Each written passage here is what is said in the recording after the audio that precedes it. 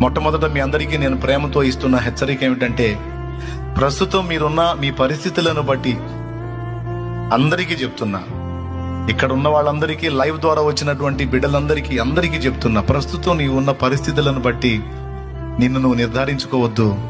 నీ ఫ్యూచర్ ని దేవుడు ఎలా డిజైన్ చేశాడో నీకు తెలీదు. ఏ క్షణంలోనైనా నీ చరిత్ర ఒక అద్భుతమైన మలుపు తిరగొచ్చు. తిరగదని ఎవ్వడు చెప్పలేడు, దేవుడు తిప్పొచ్చు. నేనేదో గాల్లో మేడలు కట్టమని చెప్పట్లా.